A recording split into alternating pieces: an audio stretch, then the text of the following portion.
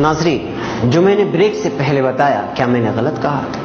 آپ ہی بتائیں مجھے، آج ہماری خواتین کس جانب کو چل پڑی؟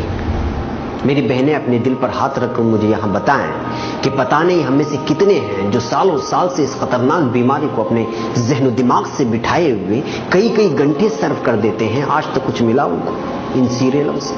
کچھ حاصل ہوا؟ کیا دکھایا جاتا ہے یہاں؟ یہی نہ کہ شوہر سے کیسے لڑا جاتا ہے، ساس اور سسر سے کیسے جھگڑنا چاہیے، بیٹی کو یہ بتایا جاتا ہے کہ گھر والوں سے چھپ کر کیسے اپنے عاشق سے ملا جاتا ہے، بہو کو سکھایا جاتا ہے کہ شوہر اور ساس کے خلاف کیسی چالیں چلنی چاہیے، گھریلو جھگڑے، ان بن تو میں، طلاق کی نوبتیں، شوہر چھوڑ دیا تو دوسرے کو کیسے پھانسا جائے، اور سب سے بڑھ کر نت نئے ناموں سے تہوار، اس میں کسی بت کی پوجا اور اس کا بھجن، گھریلو سکون برباد، اور اس دیواجی زندگی تہس نہس کرنے کے ساتھ ساتھ اس سیریلیں بت پرستی کے مناظر اور بھجن کے آوازوں سے ہم سے ہمارا ایمان کھروچ کر نکال رہی،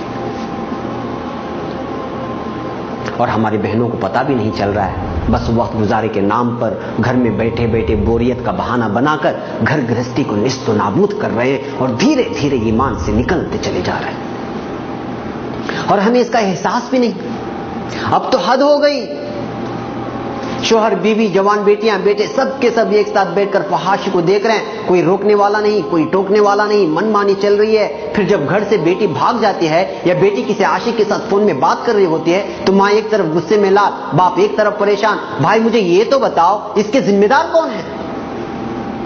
آخر کیوں تمہاری اولاد تمہاری نہیں سن رہی ہے؟ تم ہی تو تھے جو بیٹیوں اور جوان بیٹیوں کو ساتھ میں لے کر بچوں کو ساتھ بٹھا کر سیریل کے فحش مناظر دکھا رہے تھے، حیا باختہ مناظر کے ساتھ ساتھ عشق و معاشرے کی گفتگو سنا رہے تھے۔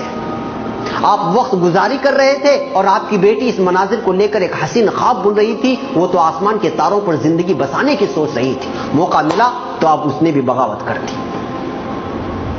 اب شکایت کرنے سے کیا فائدہ کہ بیٹی بھاگ گئی، لڑکا بگڑ گیا، بات نہیں سنتا، وجہ تو آپ ہی بنے۔ ناظرین، آج کی اس ترقیات نے ہمیں کہیں کا نہیں چھوڑا۔ ان ڈراموں میں سب سے زیادہ مرعوب ہماری نوجوان نسل ہو رہی ہے، جبکہ یہی لڑکیاں آگے چل کر ایک خاندان کی بنیاد ڈالتی ہیں۔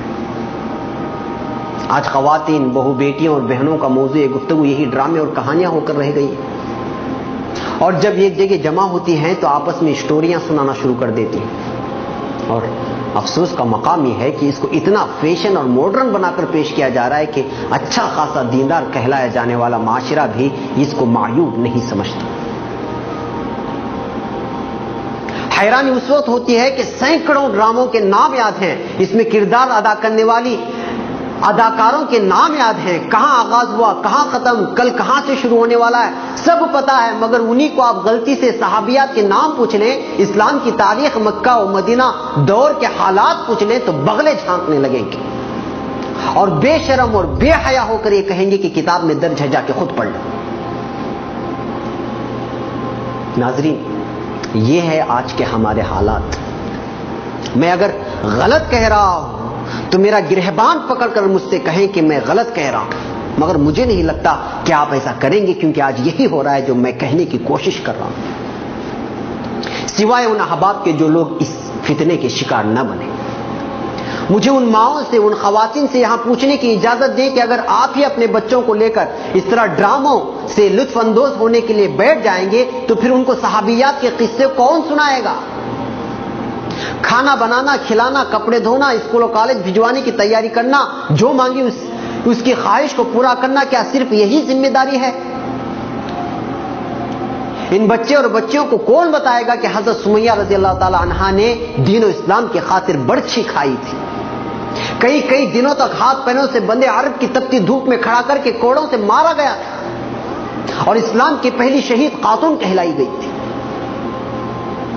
حضرت فاطمہ کا وہ قصہ کون سنائے گا؟ جب وہ بیمار ہوئی تو آپ صلی اللہ علیہ وسلم ایک صحابی کے ساتھ عیادت کے لیے پہنچے، آپ صلی اللہ علیہ وسلم نے حضرت فاطمہ سے کہا بیٹا اندر آؤ، میرے ساتھ ایک اور بھی صحابی ہے، تو جواب آیا ابو جان پردہ کرنے کے لیے میرے پاس دوپٹہ نہیں ہے۔